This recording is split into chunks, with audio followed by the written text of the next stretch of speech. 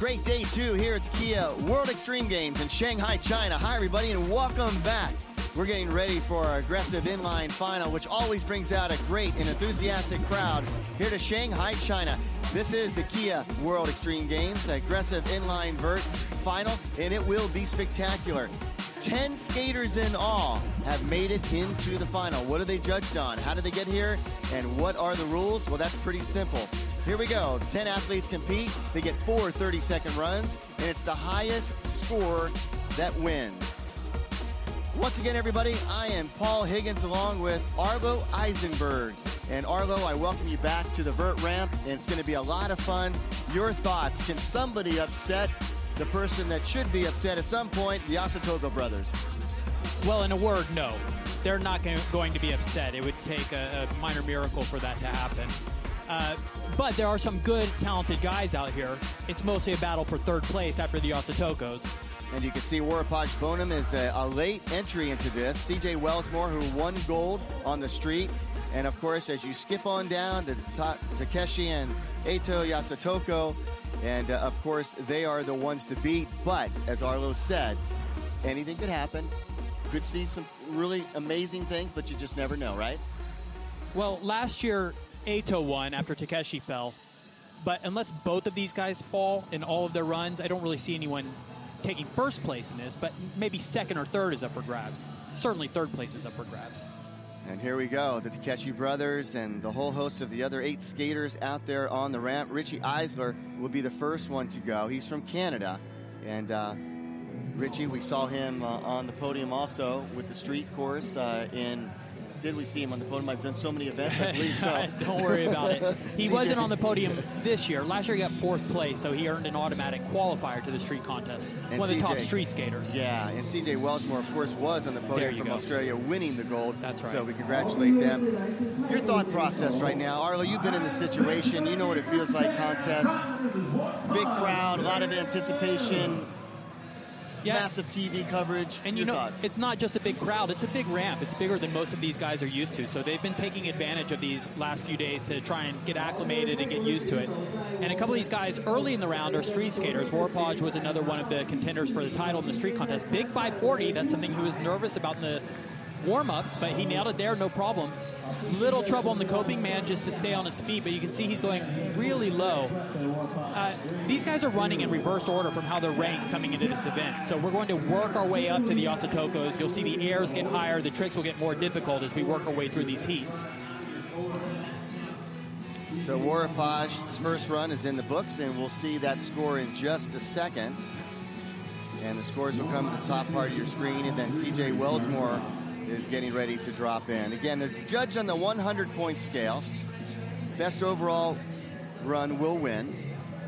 And again, a very good crowd. Perfect day of weather here in Shanghai, China for the Kia World Extreme Games. Good look at CJ Wellsmore.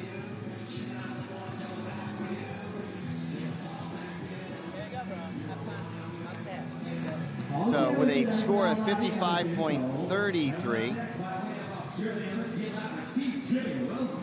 Wow. Okay, CJ Wellsmore from Australia. Wilson to follow. CJ's in the ramp. Big tail grab to start. Little air walk, getting kind of squirrely in the air, and big air over the channel.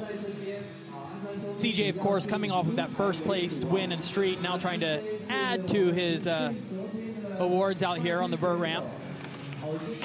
Not really a contender for the podium, but CJ's been competing in these events for a long time. The first time I ever saw CJ, he was a 10-year-old kid at the 1999 Asian X Games. And again, they get 30 seconds inside the pipe, and as Arlo said, this is a big pipe. You've got to roll in. You can take advantage of that, get some speed, and we'll take a look at CJ's score. An interesting thing about the way this contest is formatted is they're short runs at only 30 seconds. And so what happens is these guys are encouraged to take chances, and you'll get less filler in the runs, and you get more of the bigger, more dynamic tricks. Because all they have to do is land those tricks, land a solid run 1 time out of 4. So you want these guys to take chances out there. But this is the first round, so you're going to see guys getting warmed up, getting their legs underneath them, trying to get some solid, safe scores before they really start opening it up. Okay, next skater that we have slated to go in is Leo Riot. And again, they get 4 shots of the pipe at 30 seconds a rip. Flat spin, 540 from Leo. Leo's an interesting skater. He was raised in Colombia, but now he lives in North Carolina. And he built his own half pipe in his backyard. Wow. A giant half pipe. I think even bigger than this one, he tells me. 15 feet tall. This one is only 14 to give you some perspective. And I think it's 40 feet wide. And the most incredible part, as he goes another flat spin 540, he says he built it all by himself. Really? 9.5 months. I mean, that is dedication. That is amazing. So Leo Riot gets his run in the books. And as you continue in this, watching this, you will notice that as they get deeper into the heat and you get closer to the guys that qualified a little higher, you're going to see just that. They're going to go higher on the ramp. Absolutely. As I mentioned, we're working in reverse order from how these guys are ranked. So the airs are definitely going to keep getting higher as we get to the top of the order. In fact, they should start going up right here. Another Japanese skater. And the Japanese skaters have really been representing on Vert, due in no small part to the influence of the Yasutokos. So this is Tomoyuki Hirano. Look at that. Double flat spin. And he'll get a good score off of this. He was looking kind of frustrated early on in the practice sessions. He was one of the guys having trouble getting used to the size of this ramp, but he looks like he's figuring it out. Arlo, again, as we talk about... That was a fakie 1080, big move. As we talk about the judging and what they're looking for, we talk about a creativity, style, difficulty of tricks, technical tricks, how high you're getting out of the ramp, how much the style, what kind of style plays factor. Does he have good style? Listen, with these action sports, you know, you're looking for beauty. This is art. We're looking for artistry. It's not just a sport. There's no finish line. It's how great can you make it look. So the guys that can flow across this ramp, you know, using the whole thing, you don't really want to break it down too scientifically. We do to make it understandable and so the judges can sort of point to their scores and have justification. But really all they're looking for is who rides the ramp the best. So who's going the highest? Who's doing the most difficult, most impressive stuff? I mean, to anyone watching from their seats at home, it's got to pass the eye test. If it looks impressive, if it looks incredible, that's the same thing the judges are looking for. That's right. Wake Shetman from the USA drops in. Flew over on the airplane with him. He's part of that Citrus tour, right? He's on the Nitro tour. Nitro tour. Yes, and he's going to be doing the... I just named a whole new tour. And maybe we'll have to put one together. Right. Well, Wake Shetman, I know that young kid with a lot of great skating ahead of him. He's putting together a pretty good run right here. Yeah, it's okay. His strength really is street, and one of his real strengths is on the mini mega. I mean, as you mentioned, he's on that tour, and he does that thing, travels across the world doing that. He's only 17 years old. He finished high school early so that he could travel and skate. That's amazing. 17 and leading us way to Anthony Avella from France. Anthony gets an opportunity to go in his first time on this ramp in this competition today on the final. Each skaters, again, as we talked about, they get 4 cracks at their runs, and they have 30 seconds to impress the judges. And Anthony's another one of our two-way skaters, competed on street, also out here on Vert. Big tweak back mute. Huge air right here, really bringing it up. The amplitude, everything. That's what you got to do. You want to look confident and in control on the ramp.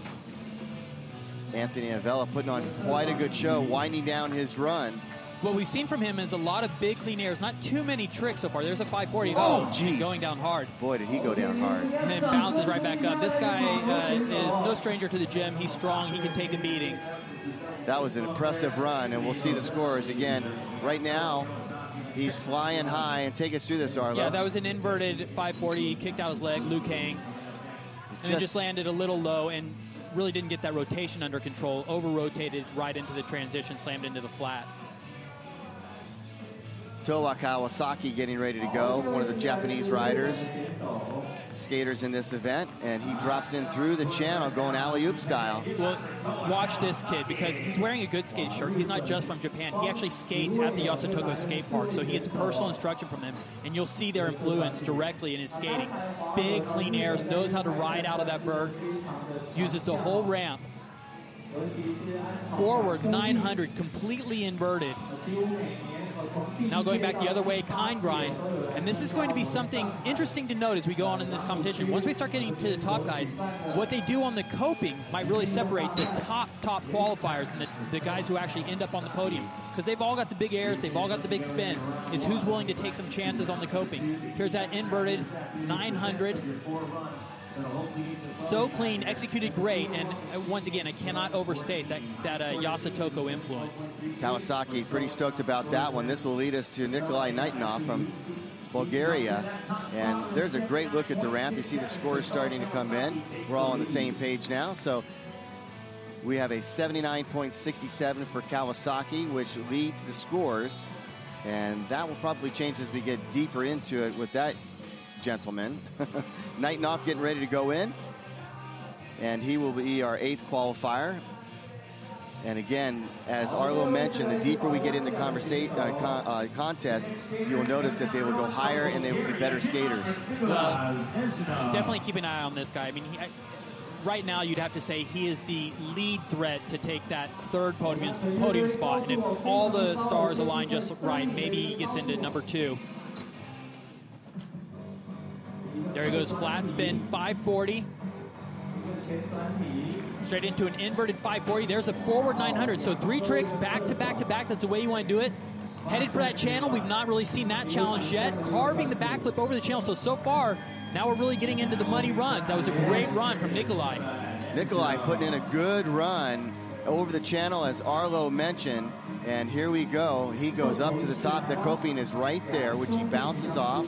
Yeah, this is the 900 from Nikolai. That was the end of a 3-trick run where he had 3 tricks linked back to back to back. So very nice line from Nikolai. We have a huge crowd here at the Kia World Extreme Games, and 2 reasons why is to watch these 2 final skaters in this first run. Takeshi Yasutoko will go, and then Eito Yasutoko will go. They're brothers from Japan. They have racked up more medals in inline skating than I think any other skaters in the world. And here we go with Takeshi. They are high flyers. Right out of the gate. Well overhead high, 13 feet. Huge rocket, Viking flip.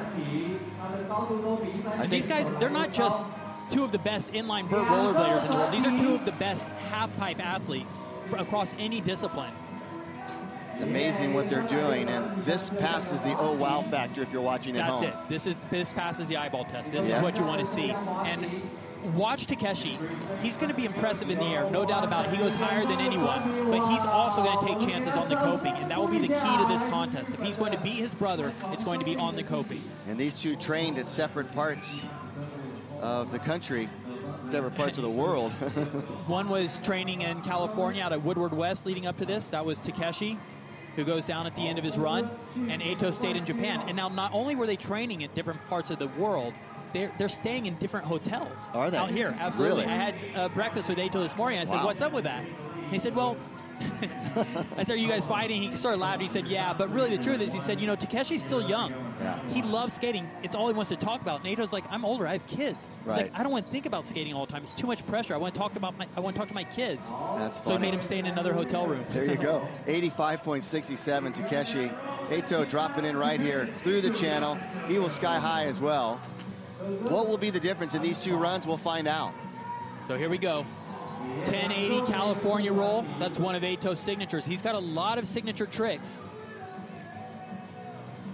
Huge crowd on hand, appreciating every move these skaters do. He put in that 720 with that late rotation, the last 360 rotate late. Here's double a double back. First double back we've seen in the contest. And the skaters were talking about the small transitions here, the tight transitions, makes those doubles a lot scarier. It's a lot less forgiving. There's a lot less margin for error. Top that. Eito says, here you go, the double back. So hard to do. Coming back into the ramp backwards. Yeah, and remember, Takeshi fell on his last trick. Eito finishes with a double back, so you would think that that's going to put him ahead. And 85.67, we'll tell you that score in just a second as we went right to Boonen.